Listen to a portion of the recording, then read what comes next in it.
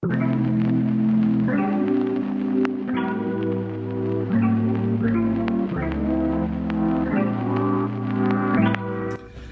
going on, everybody? Welcome back to another video. I'm your humble host, Picaso. Thanks for joining in.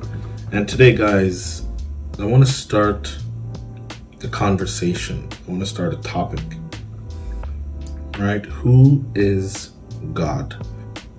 Now, there's only one God. There is only one true and living God. Okay? And this is going to be a journey to find out who God is. So I hope you are ready, because it's going to be quite a journey. So right off the bat, I'm going to start by reading the Bible, of course, from Genesis chapter 1, verse 1. Okay, this is the first first few things that we know or learn about God, and they're very important. Okay, Genesis chapter 1, verse 1, it says, "In the beginning, God created the heaven and the earth." Okay, now right there, whose beginning? Not God's beginning, because God was already there. So in the beginning, he created the heaven and the earth. Okay, so that means he was there before the heaven and the earth, because he created the heaven and the earth. The next thing we get just from this first verse is that God is also a creator, because in order to create, you have to be a creator. You have to be greater than what you create, right? So God created the heaven and the earth. Verse 2 goes on to say, "And the earth was without form," okay, "and void." So just some type of, I don't even really know how to explain, some type of, well, it says it's without form and void, and darkness was upon the face of the deep.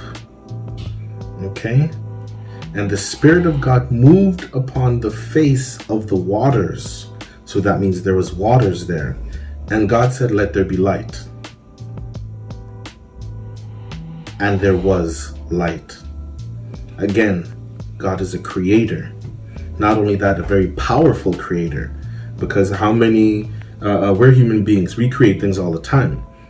But I'm pretty sure that we've never created anything just by using our voice, our words, or our thoughts, right? So God's a creator, a very powerful creator, and the first creator. Okay? And God, verse 4, "And God saw the light, that it was good, and God divided the light from the darkness, and God called the light day, and the darkness he called night. And the evening and the morning were the first day." Okay, that's the beginning of time right there. And again, being a creator and being a powerful creative being like God, he stands outside of what he creates. He created the heavens and the earth. He created time. So the heavens and the earth, that's space and matter. The waters, separating them, the light, the darkness, these are matter, right? Space, time, which is the day, the morning, the night, and the evening. And then the first day, that was the first day, right? Morning, evening, and then morning were the first day. So he stands outside of time, outside of space, outside of matter, because he created these things. They didn't create him. So God is a creator, a very powerful creator, and of course, a good creator, because he saw the light and he said that it was good. Verse 6, "And God said, let there be a firmament in the midst of the waters, and let it divide the waters from the waters. And God made the firmament, and divided the waters which were under the firmament from the waters which were above the firmament, and it was so.